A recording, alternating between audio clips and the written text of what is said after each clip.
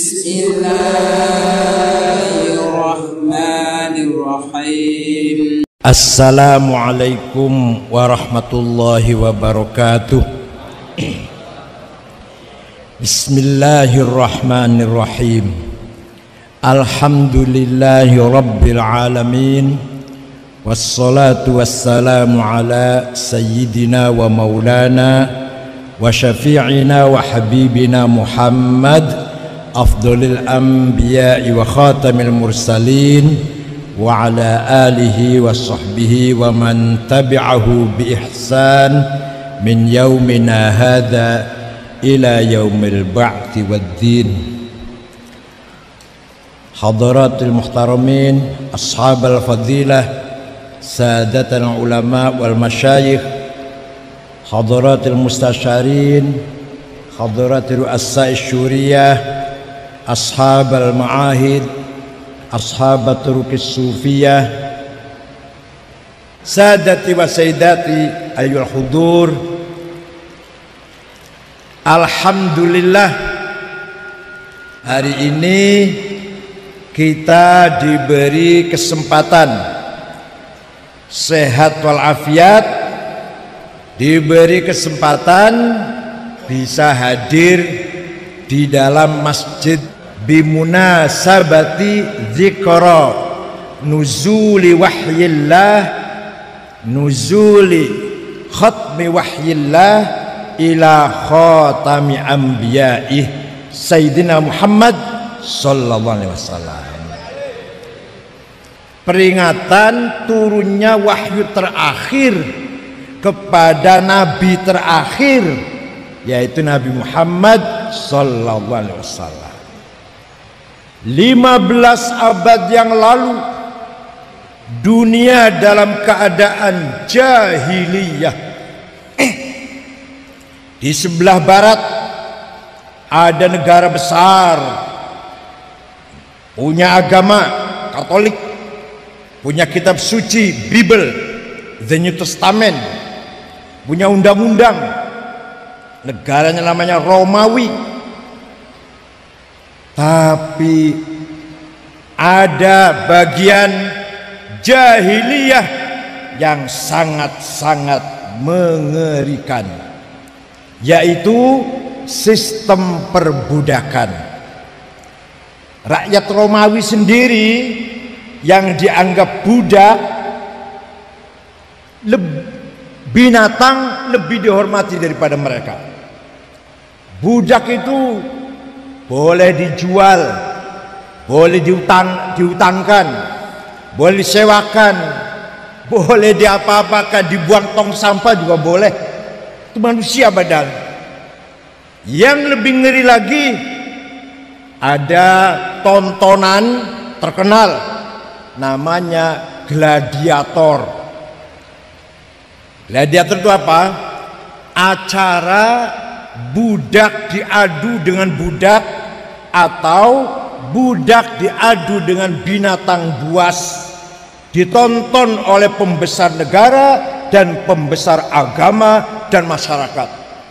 Kalau ada salah satu budak sudah ada yang terkapar, terpenggal kepalanya, tepuk tangan, sorak,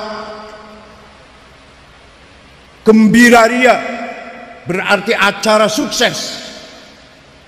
Kalau diadu dengan binatang, kalau yang kalah binatang nggak begitu ramai soraknya.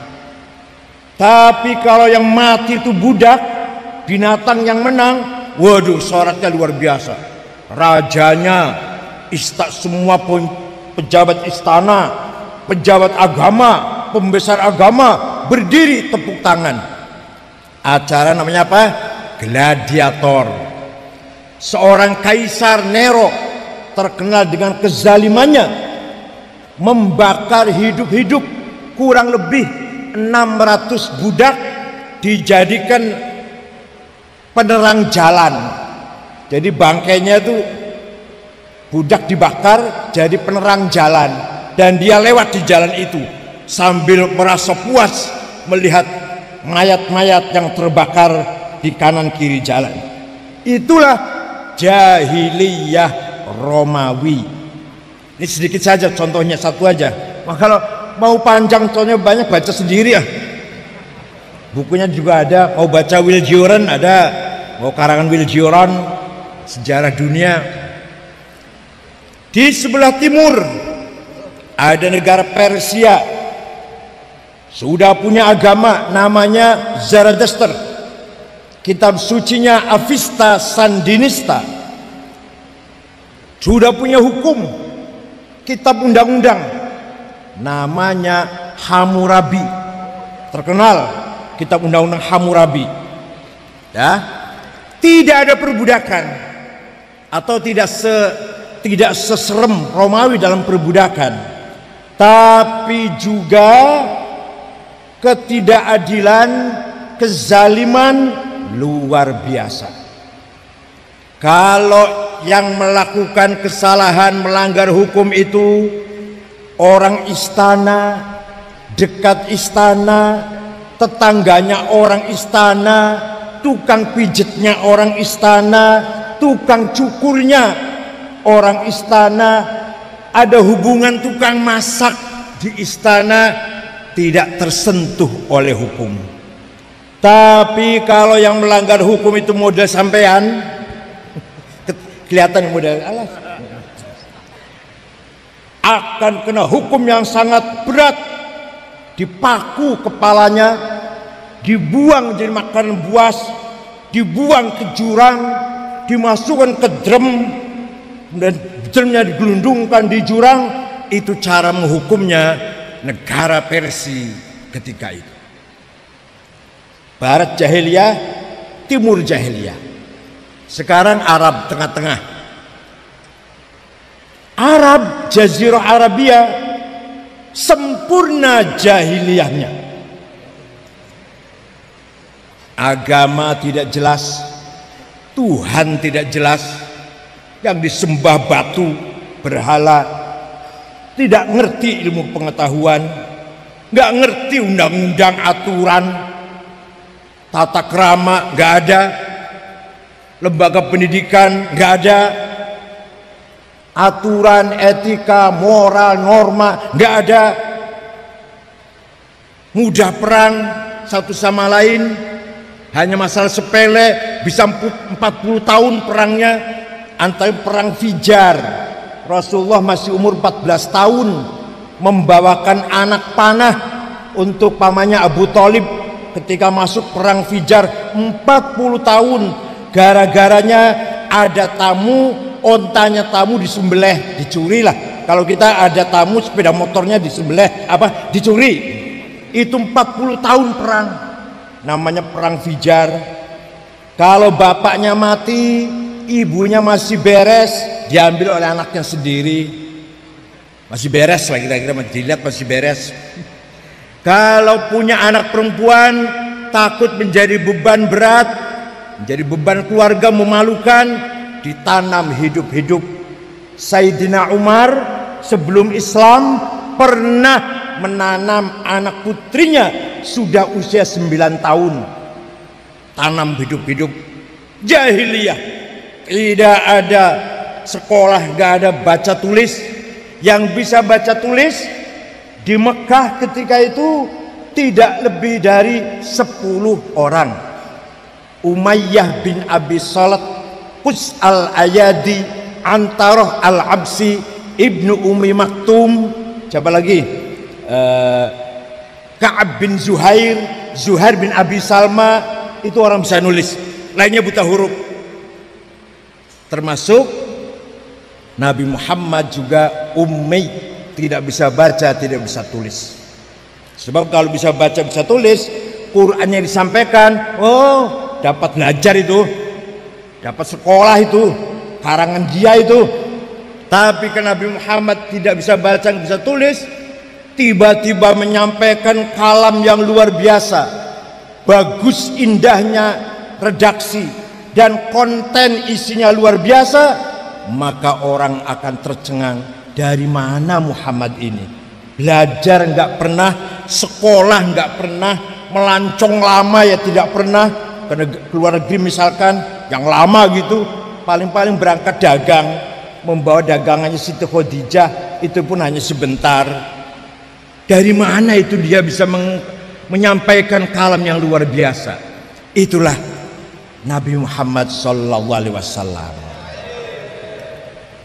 Dimulai tanggal 17 Ramadan, malam Senin atau pagi Senin, persisnya pagi lah sudah, turun malaikat Jibril ketika Rasulullah sedang tahannuts menyendiri di Gua Hira, Jabal Nur, sekitar 7 kilo dari kota Mekah. Kalau sekarang sudah nyambung, sudah, waktu itu jauh lah.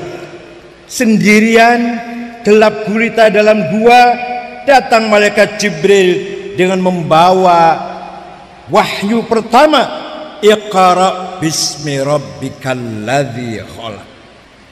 Bacalah Muhammad, pahamilah Muhammad, cerdaslah engkau Muhammad, pinterlah kamu Muhammad, majulah kamu Muhammad. Kira-kira itu artinya, diperluas artinya begitu, bukan hanya baca. Pahamlah kamu Muhammad, jadi engkau orang paham, orang mengerti, orang yang punya visi, bukan hanya baca tulisan, bukan. Nabi Muhammad mendapatkan wahyu Iqra bismi rabbik. Dengan Iqra bismi rabbik, Nabi membangun umat Islam, umat yang diharapkan oleh Al-Quran, umat yang dikehendaki oleh Allah. Wa kadzalika ja'alnakum ummatan wasata litakunu syuhada 'alan nas wa yakuna ar-rasulu 'alaikum syahida. Saya jadikan kamu umat yang moderat, bukan umat yang ekstrim, bukan umat yang radikal, juga bukan umat yang liberal, bukan umat yang sekuler, tapi juga bukan umat yang jumud, yang ampeg. Apa ki apa? Tembakau anu lho. Ampeg banget. Bukan umat yang picik, yang sempit, bukan umat yang radikal, ekstrim. Juga bukan umat yang liar, liberal, sekuler, sekarpe dewe, bukan. Umat yang moderat. Litakunu syuhada 'alan nas, ay litakunu hadirina fil mujtama' syuhada 'alaihim, agar kamu hadir di tengah-tengah masyarakat ini sebagai apa? Syuhada 'alaihim, berperan. Peran apa? Syuhudan dinian, syuhudan ilmian, syuhudan thaqafiyan, syuhudan adabiyan wa khuluqiyan, syuhudan hadariyan wa madaniyan, syuhudan ijtimaiyan wa insaniyan. Itu loh. Supaya kamu berperan di tengah-tengah masyarakat, siap jadi apa saja, peran agama, peran budaya, peran ilmuwan, peran akhlak budaya, peran ekonomi, peran kemajuan-kemajuan kemasyarakatan, puncaknya adalah peran kemanusiaan. Maka sebenarnya Al-Quran adalah wahyul ilmi wa thaqafah, wahyul adab wal hadarah, wahyul madaniyah wal insaniyah. Bukan hanya wahyul aqidah was syariah saja, bukan hanya membawa doktrin iman dan ritual ibadat saja, tapi Al-Quran membawa ilmu pengetahuan, kemajuan budaya, kemasyarakatan, ekonomi, politik, dan seterusnya. Puncaknya adalah humanity, kemanusiaan. Itu Al-Quran sebenarnya. Ini saya ngomong ini kalau ditulis bisa jadi 2 jilid ini. Contoh saja ya. Contoh. Quran wahyul ilmi. Quran wahyu membawa ilmu. Coba 15 abad yang lalu Quran sudah tegas dalam ayat surat Al-Hajj ayat 54. وَلِيَعْلَمَ الَّذِينَ أُوتُوا الْعِلْمَ أَنَّهُ الْحَقُّ مِنْ رَبِّكَ فَيُؤْمِنُوا بِهِ فَتُخْبِتَ لَهُ قُلُوبُهُمْ وَإِنَّ اللَّهَ لَهَادِي الَّذِينَ آمَنُوا ila siratim mustaqim. Apa artinya coba? Waliya'lamal ladzina utul ilma annahul haqqu mir rabbik. Kebenaran hanya dicapai dengan ilmu pengetahuan. Hanya bisa dicapai dengan ilmu pengetahuan. Alladzina utul ilma, orang yang punya ilmu itulah orang yang ya'lamul haq, mengetahui kebenaran. Kebenaran apa saja? Kalau sampean petani, berkebun, bertani, harus ikut ilmunya insinyur pertanian. Nek sampean dudu insinyur, meluo, ikutilah apa kata insinyur pertanian. Menawi panjenengan bangun masjid, bangun madrasah, bangun gedung, ikut nasihatnya insinyur teknik sipil. Kalau sampean bukan insinyur sendiri, ikut sarannya. Kalau sampean ingin dagang, ikut ilmunya sarjana ekonomi perdagangan, manajemen, akuntan. Paham betul? Kalau sampean ingin sehat, ikut nasihatnya, pendapatnya dokter yang memiliki ilmu kesehatan. Bon, nah sampean pengen jadi orang berpolitik yang sukses, ikut pengalaman sudah di DPR, pengalaman politik luar biasa. Kalau saya nggak pengalaman, nggak ada potongan jadi orang politik. Nah, kalau ente ingin paham agama yang benar, kalau ente ingin beragama yang benar, ikut para ulama. Ulamanya pun saya lah katakan mewakili ulama lah. Kalau masalah pertanian, saya ikut insinyur pertanian. Masalah mesin mobil atau mesin nopo lah, mesin sepeda motor, saya ikut mekanik, ikut montir saya. Masalah kesehatan, ikut dokter saya. Tapi kalau agama, tolong, kalau agama ikutlah ulama. Bukan saya ya, ulama bukan saya. Ikutlah kiai-kiai sepuh, itu yang ahli agama. Paham betul? Kalau agama dipegang oleh bukan ahlinya, podo karo komputer, mesin mobil diberikan pada saya. Sampai dia motor rusak, dibawa ke rumah saya buka semua, gak bisa masang. Tak bukani kabeh mureh masang ora iso, apa dandani. Begitu pula masalah agama dipegang oleh orang yang bukan ahlinya. Baru ikut pesantren kilat 2 minggu. Pesantren kilat pas libur sekolah 2 minggu sudah punya mengaku dia paling paham agama, menguasai tafsir, nyalah ke kiai salah kabeh. Ini yang paling benar. Lah ini podo karo komputer diserahke teng kula. Bubar berantakan. Nah, ini contoh Pak. Imam Syafi'i, siapa? Abu Abdullah Muhammad bin Idris bin Uthman bin Abbas bin Syafi' bin Ubaid bin Musayyab bin Abdul Yazid bin Abdul Muttalib. Nama lengkapnya itu. Lahir di kota Gaza, Palestina, sing sering dibom Israel dulu.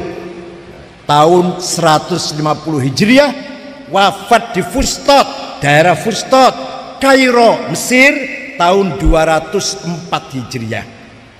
Hanya 54 usianya, tua saya. Imam Syafi'i hanya 54. Jadi ada orang usianya pendek tapi jembar, ada orang usianya panjang tapi sempit. Usianya dowo tapi gak ono faedahnya pas pilkada lumayan suara satu lah. Panjang dan berkah itu namanya. Ada yang panjang tapi nggak berkah, cuma lumayan pilkada suara satu. Satu suara. Imam Syafi'i menerima surat dari gubernur Asia Tengah Bahasa Arabnya Asia Tengah itu mawaro an-nahri, sebelah Bengawan. Ya Afghanistan dan sekitarnya lah. Namanya gubernur itu namanya Abdurrahman Al-Mahdi. Kirim surat, Syekh atau imam, saya ingin paham agama Islam yang benar. Ini gubernur tanya pada Syekh, sampean baru SAG ragam takon karo kiai. SAG, masyaallah, baru SAG ragam takon karo kiai. Ini gubernur Abdurrahman Al-Mahdi takon tanya kepada Imam Syafi'i, gubernur loh. Sampeyan baru SAG kepala Ibtidaiah negeri sudah gelem takon karo kiai. Salah kemudian pakai dasi, sepeda motor, tasnya Ecolak atau Delsi. Ngajarnya pakai terjemahan. Kiai yang pesantren ngajarnya Fathul Wahab, Fathul Mu'in, macan angel niku jamul jawame nganggone sarung, orang nganggo celana dalam, insyaallah. Sembriwing enak. Imam Syafi'i memanggil muridnya, namanya Syekh Sulaiman, Rabi' bin Sulaiman Al-Muradi. Rabi' sini, bawa kertas, bawa pulpen ya. Naktub ar-risalah, ayo nulis surat bales pertanyaannya gubernur Al-Mahdi. Imam Syafi'i ngendikan imla, Imam Rabi' bin Sulaiman nulis, surate Imam Syafi'i membalas pertanyaannya gubernur Abdurrahman Al-Mahdi berjumlah 300 halaman. Itulah yang terkenal dengan Ar-Risalah lil Imam Asy-Syafi'i. Isinya piye isinya? Kalau saya terangkan 2 tahun. Ringkes saja ya. Gubernur, kalau Bapak ingin paham agama Islam, maka pertama harus paham Al-Quran. Al-Quran itu ayatnya bermacam-macam. Ada ayat muhkamah yang sudah jelas, nggak usah ditakwil, nggak usah ditafsir. Qul huwallahu ahad, Allahus somad, lam yalid walam yulad, dan seterusnya. Udah, nggak usah ditafsiri, jelas. Ada lagi ayat mutasyabihah, harus ditafsiri. Nah, ada lagi ayat Quran itu mutlaqah, absolut. Ada muqayyadah, terikat. Ati'ullah wa ati'ur rasul, taatlah kamu kepada Allah dan kepada Rasulnya, mutlak. Wa ulil amri minkum, muqayyad, taatlah kepada pemerintah kalau pemerintahnya baik. Kalau Allah pada Rasul mutlak, nggak ada kalau, nggak ada kalau. Taatlah kepada Allah, taatlah kepada Rasulullah, tidak ada kalau. Taatlah kepada pemerintah kalau pemerintahnya baik. Nah, itu namanya muqayyad. Ada ayat maknanya hakiki, realistis. Ada yang maknanya majazi, metaforis. Ar-Rahmanu 'alal 'arsy istawa. Gusti Allah lungguh ning aras ongkang-ongkang kaya kursi first class ning pesawat apa? Bukan duduk, Mas. Allah menguasai alam dari semenjak aras sampai ujung alam. Istawa bukan duduk, istaula, menguasai. Yadullah fauqa aidihim, tangannya Allah di atas tangannya orang kafir, bukan tangan. Sama Indonesia di tangan presiden, ya bukan tangan, maksud tangan iki. Ngerti kan? Majaz, metafor. Bahasa Jawa apa? Majaz, metafor. Bahasa Jawa orang sebenarnya gitu loh. Oh baik. Indonesia di tangan presiden, itu bukan tangan ini, bukan. Sama aja, tangan Allah di atas tangan orang kafir, kekuasaan Allah di atas kemampuan orang kafir. Ada lagi, Wa jaa rabbuka wal malaku saffan saffa. Nanti di mahsyar itu malaikat berbaris-baris. Wa jaa rabbuka, Allah datang, periksa barisan. Inspektur upacara, bendera merah putih apa? Apel apa? Bukan Tuhan yang datang. Wa jaa rabbuka ay wa jaa amru rabbik, perintahnya yang datang. Kullu man 'alaiha fan, yang di muka bumi semuanya akan hancur. Wa yabqa wajhu rabbika dzil jalali wal ikram, yang akan langgeng wajahnya Allah, bukan wajah, bukan muka, zatnya. Ini loh, ngeten iki orang mondok ora iso ya.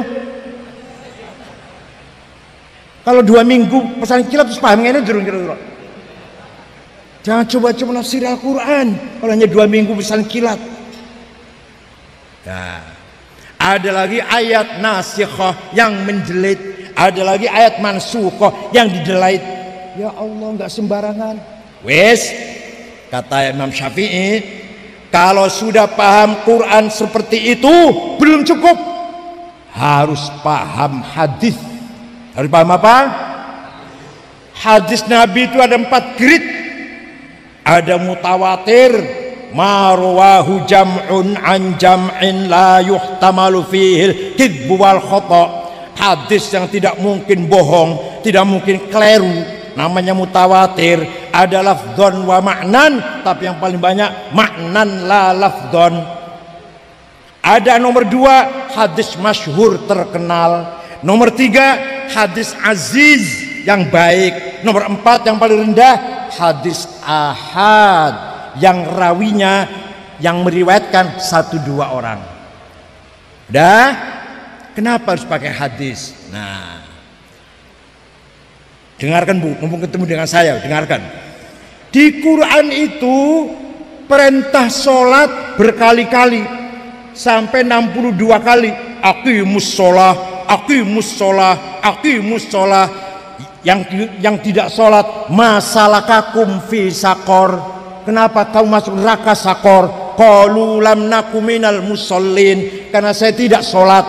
Jangankan tidak sholat, ngeremehkan sholat. Fawailul lil musallin alladzina hum an sholatim sahun, ngeremehkan sholatnya masuk neraka. Well, penting sekali sholat itu, rukun Islam nomor 2 sholat itu.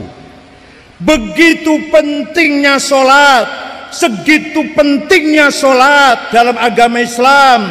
Quran memerintahkan sampai 62 kali, tapi Quran tidak menjelaskan berapa kali sholat itu, namanya apa sholat itu. Ada nggak di Quran? Tenan?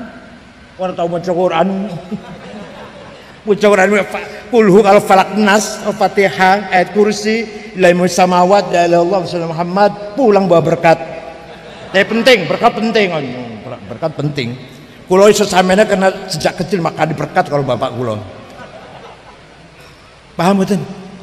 Quran niku mboten jelasaken salat iku ping 5, enggak ada. Namanya zuhur, asar, maghrib, isya, subuh. Mboten wonten. Ini Quran mboten wonten. Wonten mboten? Sing tahu maca Quran weruh. Sing ora tahu ya enggak eruh. Jadi jangan gampang-gampang, mari kita kembali kepada Quran. Ngerti orang yang ngomong lagi, apa artinya ngomong lagi? Mari kita kembali pada Quran. Segalanya ada di Quran. Kok segalanya ada? Wong sholat ping 5 ya orang ning Qurane kok. Jenenge zuhur, asar, maghrib, isya, subuh ora ono ning Qurane ngono kuwi. Nah, adanya dalam hadis qala Rasulullah sallallahu alaihi wasallam furidat alaikum khamsu maktubat, diwajibkan kepada kamu sekalian 5 waktu. Namanya sholat itu apa? Az-zuhur wal asr wal maghrib wal isya wal fajr. Quran apa hadis? Jawab. Quran apa hadis? Bukan Quran. Quran tidak menjelaskan sholat berapa kali. Quran tidak menjelaskan nama sholat, gak ada di Quran. Hadis itu. Oleh karena itu hadis harus dipahami, bukan hanya Quran. Kata Imam Syafi'i, bukan kata saya, bukan. Aku sih sopo aku. Ya. Wis Quran, wis hadis belum cukup. Kata, nah, bukan kata saya, bukan. Kata akal harus dipakai. Apa? Kalau Syafi'i itu akal harus dipakai. Nah, akal ada dua. Ada akal kolektif rame-rame, namanya ijma, apa? Konsensus, kesepakatan. Contoh, prakteknya sholat, rukunnya sholat, syarat sahnya sholat, itu hasil ijma. Orang kalau mau sholat syaratnya harus Islam, baligh, berakal, suci dari hadas besar, hadas kecil, suci badan, pakaian dan tempat dari najis, harus sudah masuk waktu. Wonten tentang hadis yang wonten. Itu adalah kesepakatan ulama empat. Sudah empat sajalah, gak usah banyak-banyak. Imam Hanafi, Imam Malik, Imam Syafi'i dan Imam sepakat sholat sahnya seperti itu. Rukunnya ada 17. Arkanus sholati sab'ata asyar. Rukunnya sholat ada 17. Takbiratul ihram, an-niyah, al-qiyamu liman istata'a, al-qira'atul fatihati fihi, ar-ruku, at-tuma'natu fihi, al-i'tidal. Rukunnya sholat komponen ada ono 17. Takbiratul ihram, niat, berdiri bagi yang mampu, maca Fatihah, ruku. Ada di hadis begitu. Yombo tahu maca hadis. Maca hadis nang kalender tok, nang kalender rawahu kalender. Rawahu almanak. Enggak ada, Pak. Di hadis yang betul wonten. Itu dari mana? Kita sholat ngene, sampean sholat dulu, ngene. Dari mana itu?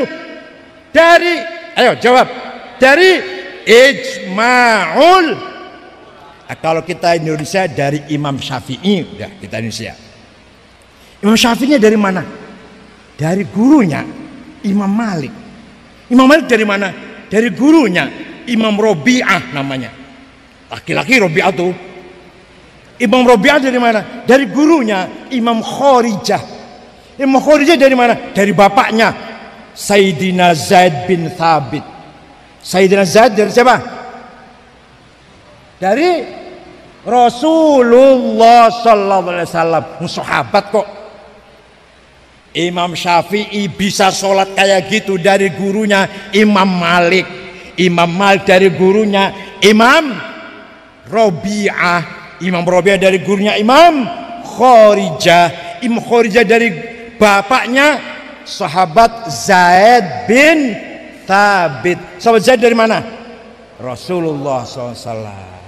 Jadi kalau ada orang belum pernah sholat, belum pernah lihat orang sholat, mau sholat belajar dari Quran dan hadis saja, aku tak belajar sholat. Quran dibuka-buka, hadis dibuka-buka. Bisa sholat gak kira-kira? Gak akan bisa. Potong leher saya kalau bisa. Pengen sholat, ikut masjid ke masjid, ikut imam. Wis melo imam, kau bisa sholat prakteknya. Aku tinggal ditambah teori, ngene ya, syaratnya gini, rukunnya gini, itu teorinya. Tapi prakteknya ikut ke masjid nanti bisa kamu. Paham betul? Ini baru sholat, belum yang lain-lain ini. Ada orang pidato di Jakarta. Tidak usah taklid pada Syafi'i, langsung saja Quran dan hadis. Udah selesai pidato dia sholat. Sholatnya bagus dia. Tanya, Ustadz, panjenengan sholatnya bagus, takbirnya, fatihahnya, ruku, sujudnya. Dari mana Ustadz? Dari ibu saya sejak kecil, dari bapak saya, dari imam masjid di sebelah rumah saya. Itu namanya taklid, Tad. Namanya bagus. Orang ini jamnya jujur. Ada orang jamnya begini, dari mana tadi? Sholatnya bagus sekali. Saya belajar sendiri dari Quran dan hadis. Wallahi bohong. Saya bersumpah nih, wallahi bohong orang itu kalau ngakunya belajar sholat dari Quran dan hadis. Paham betul? Harus belajar ikut seseorang, kiai ikut kiai, kiainya dari kiainya, kiai dari gampangan wis ikut. Misalkan Kiai Maimun dari gurunya Kiai Mahrus, dari gurunya Kiai Hasyim Asy'ari, dari gurunya Kiai Khalil Madura, Khalil dari Syekh Nawawi Banten, Banten dari Mahfud Termas, terus Sami Ahmad Khotib Sambas, Yusuf Makassar, Asyad Banjarmasin, Abdus Somad Palembang. Guru-gurunya beliau semua mentogen Imam Syafi'i. Pun sekarang kias itu analogi, ada 9 macam. Qiyas aulawi, burhani, mantiki, jadali, istiqra'i, tamthili, khitabi, syi'ri, iqna'i. Yang saya mau kasih contoh 2 saja. Yang 7 kalau saya diundang lagi.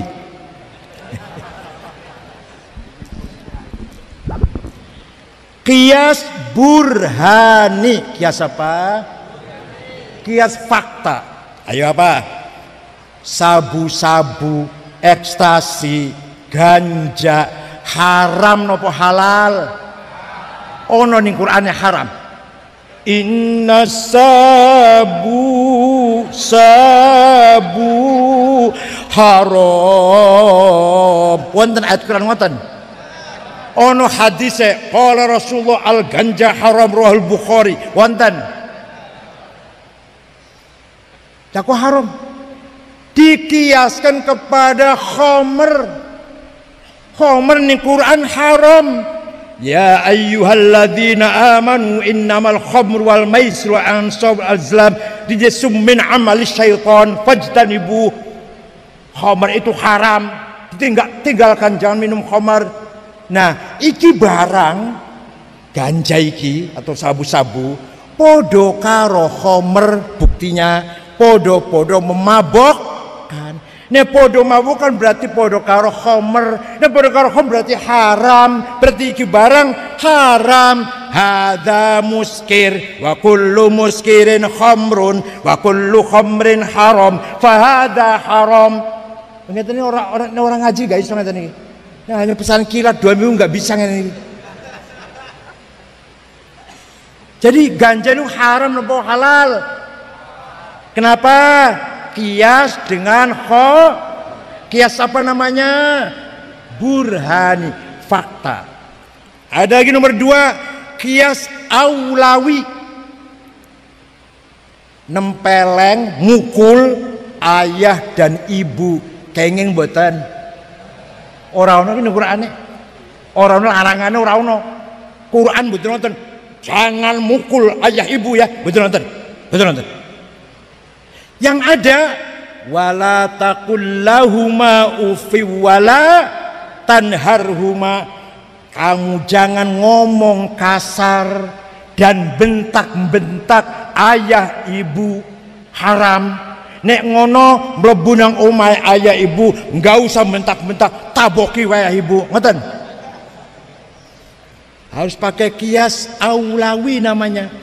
Kalau bentak-bentak saja haram, kalau ngomong kasar saja haram, faddarbu aula, mukul luwi-luwi haram. Namanya kesapa? Aulawi. Wala taqrabuz zina innahu kana fahishatan wa sa'a sabila. Kamu jangan mendekati zina. Apa yang dilarang apa? Yang dilarang apa ini? Mendekati. Lah zinanya. Zinanya haram betul. Balik Qur'ane sing dilarang mendekati zina. Ojo park-park perbuatan zina. Lah zinanya luwi-luwi. Mendekati saja haram, luwi-luwi. Niki namanya kias aulawi. Orang nganggo kias kita nggak bisa berbuat apa-apa. Ada yang ngomong pidato, tidak usah taklid pada Syafi'i, langsung saja Quran dan hadis. Sini. hadis yang paling top itu siapa? Orang ahli hadis yang paling top Imam Bukhari. Udah cukup top. Quran, hadis Bukhari, Muslim, udah selesai, gak usah taklid. Saya juga tahu hadis yang paling top itu hadisnya Imam Bukhari. Aku ya roh, dikira aku nggak roh apa? Saya juga tahu, tapi ente nggak tahu tadi.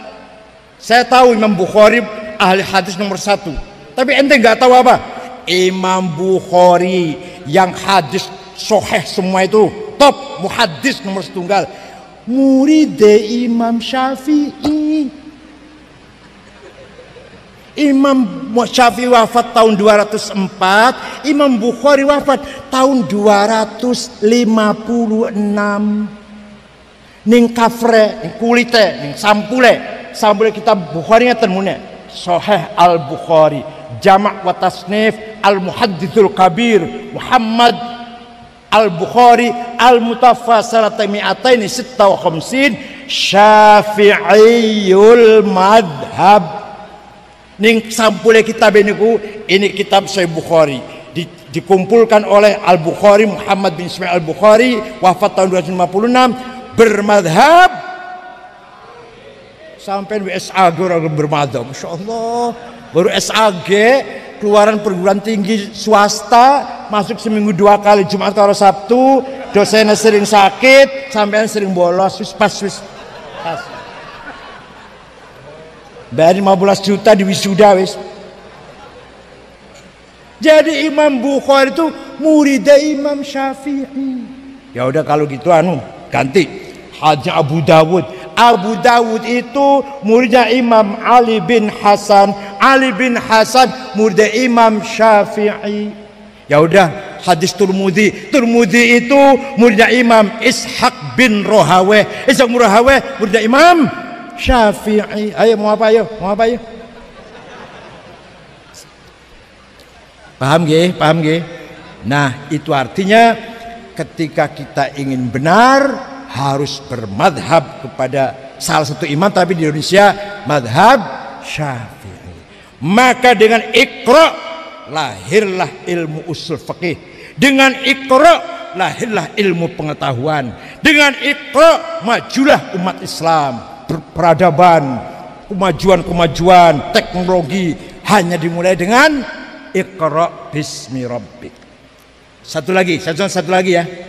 Satu lagi saya contohnya, atau 2 lagi. Imam Abul Hasan Ali Al-Asy'ari wafat tahun 324. Dengarkan. Beliau baca Quran. Mendapatkan sifat Allah di Quran.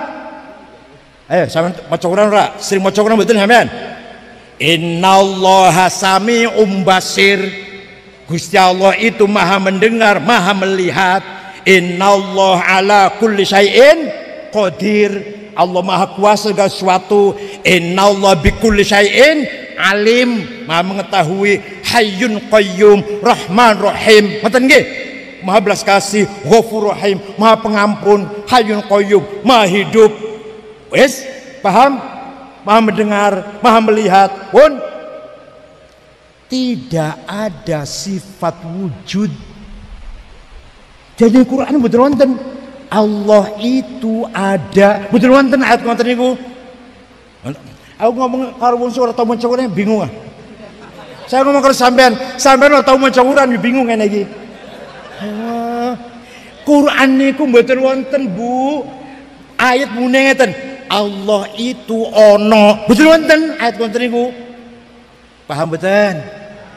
Lah sekarang saya tanya, Allah ada apa tidak? Quran enggak ono itu. Ayat Quran enggak ada itu. Yang menjelaskan Allah itu ada, enggak ada itu. Tapi Imam Asy'ari dengan kecerdasannya, maka beliau menetapkan nomor 1 sifat Allah adalah sifat wujud. Sebelum kudrah, iradah, sama, basar, ilmu, haya, kalam, ning Qur'ane ono iku. Sama, basar Qur'ane ono. Tapi engko nomor piro iku? Nomor 1 wujud. Ora ono nang Qur'ane. Kenapa? Karena kita ini sebenarnya tidak ada, tapi kita ini diadakan oleh yang ada. Yang ada sebelum kata ada itu ada, sudah ada. Kita pun menggunakan kata ada karena ada yang ada, menggunakan kata tidak ada karena ada yang ada. Maka yang ada hanyalah yang ada. Alah, paham ora ini?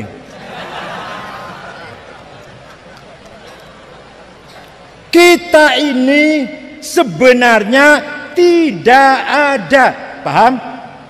Tapi kita ini diadakan oleh yang ada. Yang ada sadurunge lapal ada, sudah ada. Sadurunge lapal ada itu ada, sudah ada. Bahkan kita menggunakan kata ada, misalkan Ahmad ada di masjid atau Ahmad tidak ada di masjid. Saya menggunakan kata ada atau tidak ada bukan karena saya, karena ada yang ada. Maka yang ada hanyalah yang ada. Sekarang supaya paham gitu. Ada kata ganti pronoun. Paham betul? Kata ganti ada 3. Bahasa Arab ya, bahasa Arab. Ana, aku. Anta, engkau. Huwa, dia. Silahkan dipakai, silahkan. Ana Said, ana Toto, ana Abdullah, ana Sukardi, ana Solihin, silakan, gitu kan? Ana Zainab, ana Fatimah, monggo dipakai, monggo, silakan. Tapi nanti akan mati semua. Mati semua tidak? Tinggal ana satu yang tidak mati. Tinggal aku satu yang tidak mati. La ilaha illa ana fa'budni. Tidak ada Tuhan kecuali anak, kecuali aku. Mati kabeh wis, aku Ahmad, aku Toto, aku Said, aku mati kabeh, aku Zainab, aku Maryam, wis ora ono kabeh. Tinggal aku, Allah yang ada. Artinya la ilaha illa ana, artinya la wujuda illa ana. Tidak ada yang ada kecuali aku. Artinya la ana illa ana. Tidak ada aku kecuali aku. Alah, paham ora iki? Lah aku Ahmad, aku pinjeman. Kita dipinjemin menggunakan kata aku. Aku Said. Pinjem niki berapa tahun maunya? Kan maunya berapa tahun dipinjemin? Hak guna usaha, HGU. Silakan pakai aku, silakan dipakai. Aku Said, aku Ahmad, aku Toto. Pirang tahun maunya? Jawab, pirang tahun maunya? 200 tahun. Walah. 200 tahun, enggak usah 200 tahun. 90 iku anak cucunya sudah kapan be ora mati-mati gini. Capek nuntun nang kolah, capek ngundang dokter, capek ngeroki punggungnya, capek mijetin, ngomong si ora tapi nang jeratin yakin kowe ngono kuwi. Mbae ora mati-mati. Jadi kita dipinjemin aku. Kalau mati semua tinggal aku satu yang tidak mati. Aku Allah. Begitulah engkau. Engkau Ahmad, engkau Toto, engkau Abdullah, engkau siapalah, engkau Solihin, engkau Maryam, engkau Evi, engkau Eli. Mati semua. Tinggal engkau satu yang tidak mati. La ilaha illa anta subhanaka inni kuntu minadz zalimin. Tidak ada Tuhan kecuali anta. Artinya tidak ada yang wujud kecuali anta. Artinya la anta illa anta. Tidak ada engkau kecuali engkau. Paham? Begitu pula nanti huwa.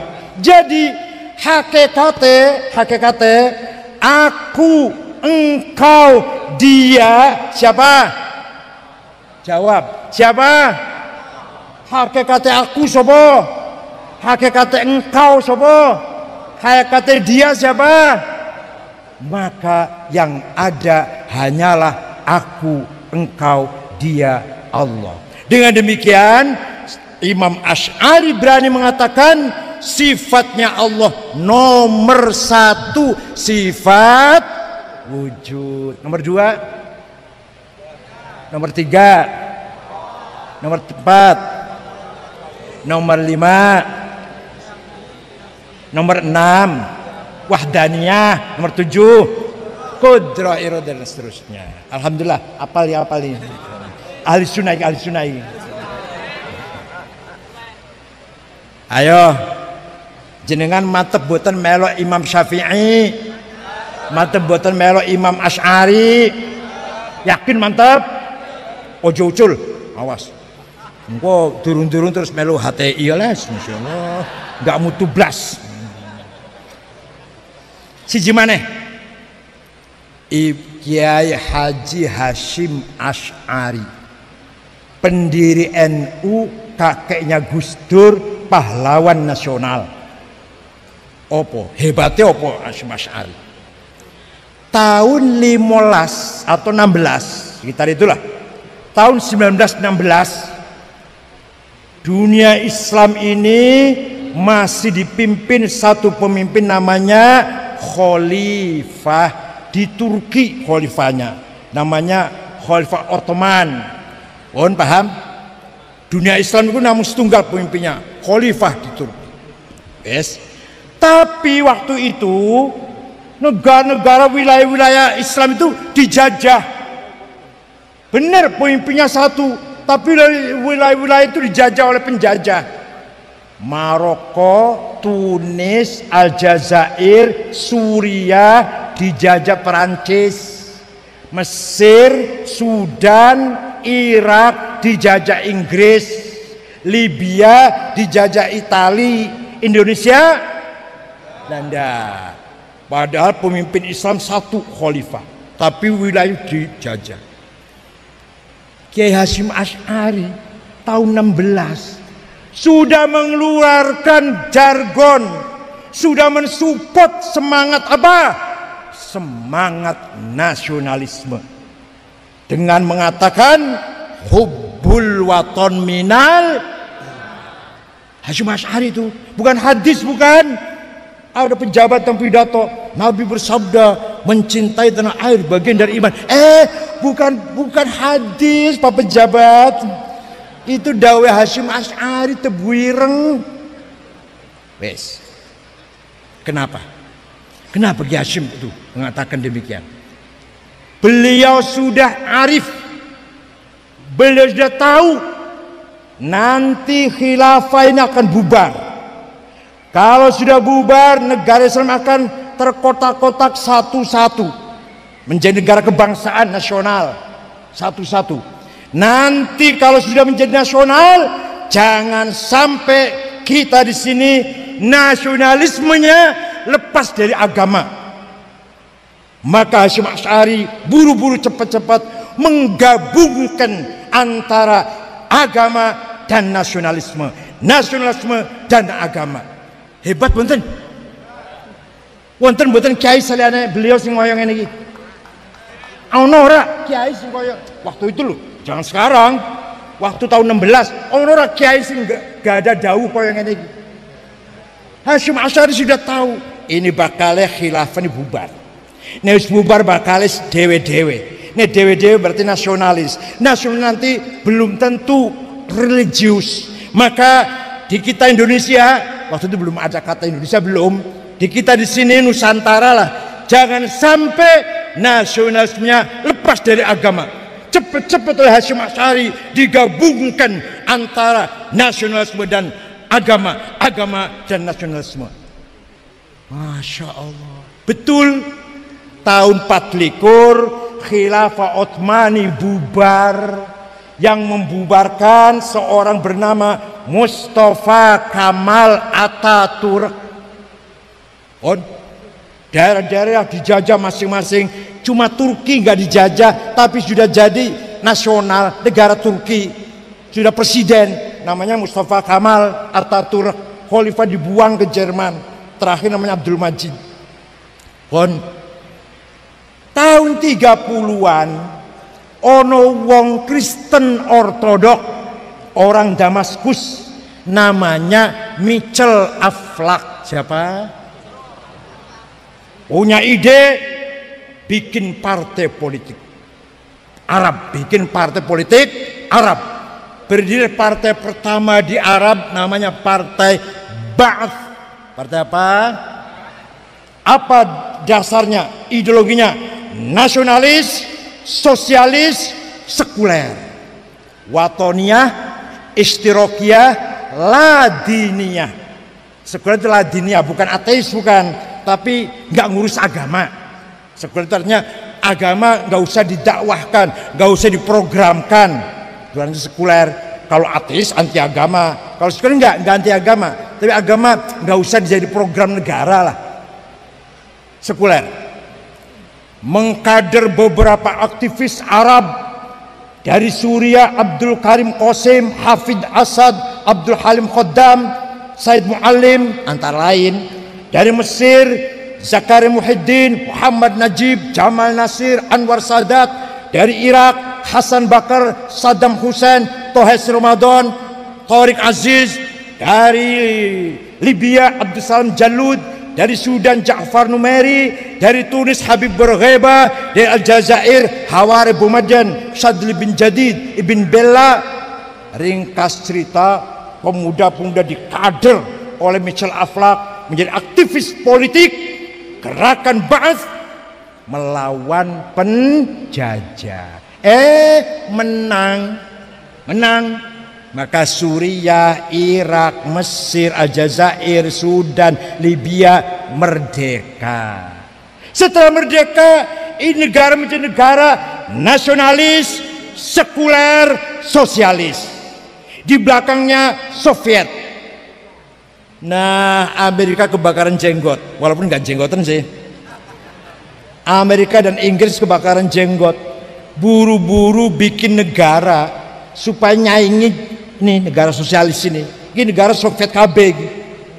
Negara ini Soviet semua ini di belakangnya. Ada satu keluarga, kakek, nenek, bapak, ibu, besan, mertua, mantu, ponakan, adik, kakak, sepupu, 200.000 keluarganya Syekh Khalifah jadi negara Bahrain. Ada lagi satu keluarga 200.000 keluarganya Syekh Thani Qatar.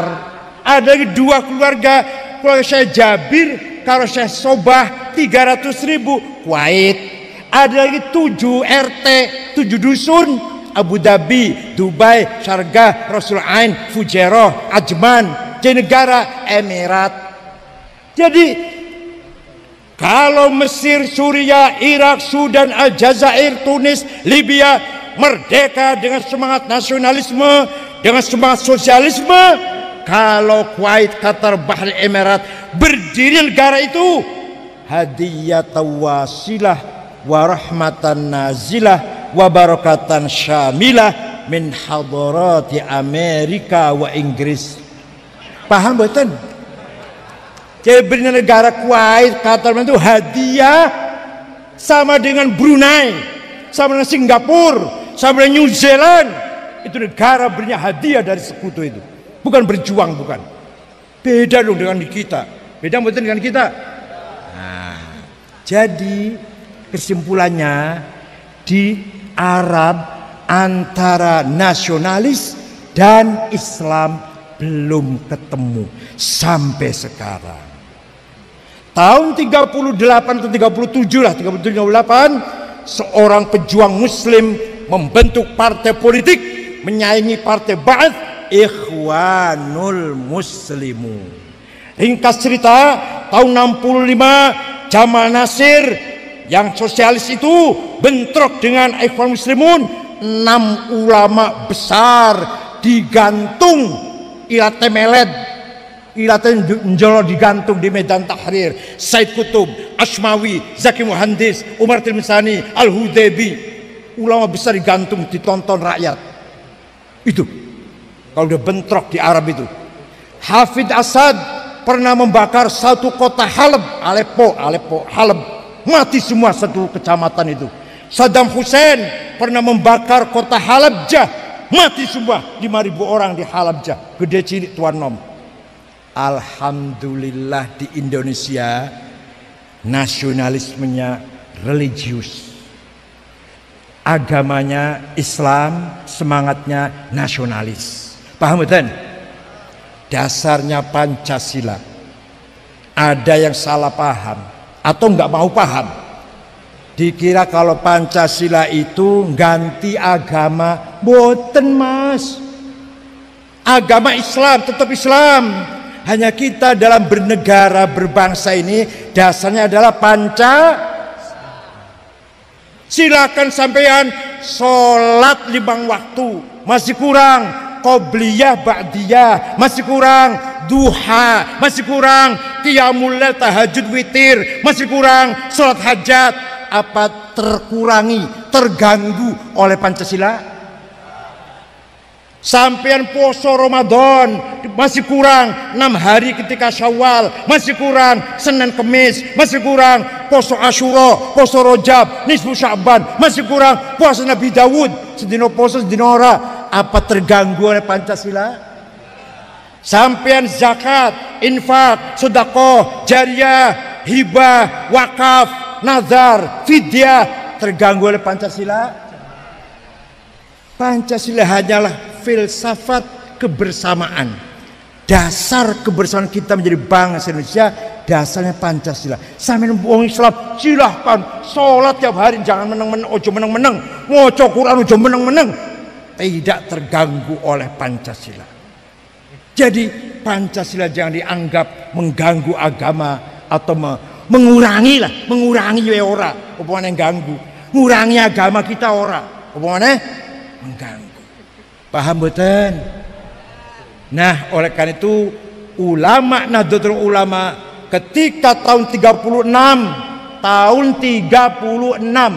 muktamar di Banjarmasin, muktamar waktu itu yang datang pakai sarung semua, pakai bakyak, baju koko, kopiah, yang nggak ada yang pakai celana. Kalau celana itu haram, niru Belanda waktu itu. Kalau celana haram, sepatu haram, pakainya sarung, itu artinya syar'an, melaksanakan syariat Islam. Pakainya bakyak, itu singkatan dari al-baqa wal yakin. Jadi orang pakai bakyak selalu bersama Allah. Pakainya baju koko, itu artinya bagaimana? Walibasut taqwa dzalika khair. Pakaian takwa, simbol bertakwa kepada Allah. Kopiah, kepala ini walaupun pinter ilmunya akeh, walaupun penuh ilmunya, jangan ditonjolkan, ojo dipamerne, tapi disembunyikan. Sembunyi bahasa Arabnya khufyah, kopiah. Masya Allah, luar biasa. Itu kiai-kiai muktamar di Banjarmasin, bakyakan, kopiahan, sarungan. Sarung itu demokratis, memberikan gerak bebas luar dalam. Pragmatis, dipakai gampang, dilepas gampang. Makanya kalau kiai pakai sarung anaknya 12, 8. Kalau pakai celana paling 2 anak. Yang kalau pakai celana, kecuali kalau malam pakai sarung, lalu banyak nanti. Ekonomis, gak usah dilondret, gak usah dilondri. Kalau sarung, pragmatis, ISIS semeriwing, masya Allah. Kaum sarungan, bakyakan, kaum pakai kopiah, pakai koko, apa keputusannya di Banjarmasin? Keputusannya Indonesia Darussalam, bukan Darul Islam. Darus, negara yang damai, bukan negara kafir, bukan negara perang musuhi Islam, tapi bukan negara Islam, negara yang semua penduduk Nusantara saudara kita semua. Maka NU tidak punya musuh. Ketemu karo podo Islame, dari mana Pak? Min aina anta? Ana min Saudi. Saya dari Saudi. Islam, saudara saya, ukhuwah Islamiyah. Ketemu karo Batak, Kristen, Papua, Katolik, Bali, Hindu, saudara saya sebangsa tanah air. Ketemu karo manusa, sadurunge ruh jenenge sapa dari mana? Saudara saya. Podo-podo tuh Nabi Adam. Ukhuwah insannya. Jadi NU tidak punya musuh. Musuhnya cuma satu. Seperti Nabi Muhammad mengatakan setiap khutbah Jumat ats-tsaniyah, khutbah yang kedua pasti pesan begini. Wala udwana illa 'alal zalimin. Tidak boleh ada permusuhan kecuali kepada orang yang melanggar hukum. Kalau melanggar hukum itu musuh kita. Ayo kita hitung. Kita hitung nggih. Teroris musuh kita bukan? Walaupun atas nama Islam, bahkan mencoreng nama Islam. Di Quran itu memang ada ayat perang. Ayat sekarang lagi perang apa mboten? Lah kok dinggo ayat perang. Falladzina hajaru wa ukhriju min diyarihim wa udzu fi sabili wa qatalu wa qutilu la ukaffiranna anhum sayiatihim wa la udkhilannahum jannatin tajri tahtihal anhar. Barang siapa keluar dari rumah membunuh atau terbunuh, membunuh dan terbunuh, masuk surga, dijemput bidadari. Masuk gereja bawa bom. Di Quran ada ayat perang. Sekarang lagi perang apa tidak? Kalau tuh lagi perang, perang Badar, perang Uhud, perang Ahzab, perang Fathu Makkah, inginnya, targetnya, tujuannya menang. Kanjeng Nabi udah perang Badar, tujuannya menang, bukan mati, bukan mati tujuannya, menang. Kalau menang Islam syiar kan gitu. Kok malah nggawa bom dewe, mati dewe po dewe, mati karpe dewe. Namanya ngoten niku jihad boten. Kalau betul jihad menang targetnya, bukan mati. Nggak ada itu. Saupomo kau mati tujuan Kanjeng Nabi, Abu Bakar, Umar, Utsman, Ali, Sa'id, Tolha, Zubair, Amr bin Auf, Amr bin Jarrah, budal perang, gowo bom kabeh mati kabeh wis orang Islam bakal orang Islam wis mati kabeh wis. Jadi tujuannya perang supaya menang dan hidup. Ya Allah. Masa mati tujuannya perang, hidup menang tujuannya perang itu. Kudu-kudune mati syahid. Betul loh, kudu-kudune bukan pilihan, bukan terpaksa kau mati syahid. Ngoten nggih. Wes. Kemudian madhab Asy'ari. Madhab siapa? Madhabnya Nahdlatul Ulama Ahlussunnah wal Jamaah. Tidak boleh mengkafirkan orang yang mengatakan la ilaha illallah. Orang yang masih sholat madepnya kiblat ke Ka'bah tidak boleh dikafirkan, walaupun dia pelaku dosa besar. Orang yang melakukan dosa besar tidak kafir, hanya asin, mukminun asin, orang mukmin yang maksiat. Nah mereka mengkafirkan semua orang. DPR kafir, polisi kafir, negara kafir. Ya Allah, dari mana ajarannya itu? Imam siapa itu yang diikutin? Nabi Muhammad pernah mengkafirkan orang semuanya? Sayyidina Umar sing galak, Sayyidina Umar galak, nggak pernah mengkafirkan orang. Ketika masuk Palestina, Sayyidina Umar disambut oleh pendeta jenenge Sofrinus. Kemudian diajak jalan-jalan, masuk gereja, karena baru tahu gereja, baru tahu yang namanya gereja. Masuk gereja, adzan asar, Sayyidina Umar keluar sholat di luar. Ditanya, kenapa nggak sholat di dalam saja, kok keluar? Saya sholat di luar karena saya khawatir kalau nanti umat Islam akan merebut gereja ini. Alasannya bekas sholatnya Umar. Dia menghindari itu. Paham betul?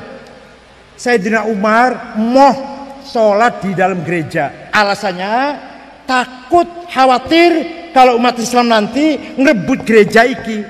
Alasannya bekas sholatnya itu yang ditakuti oleh Umar. Ya Allah.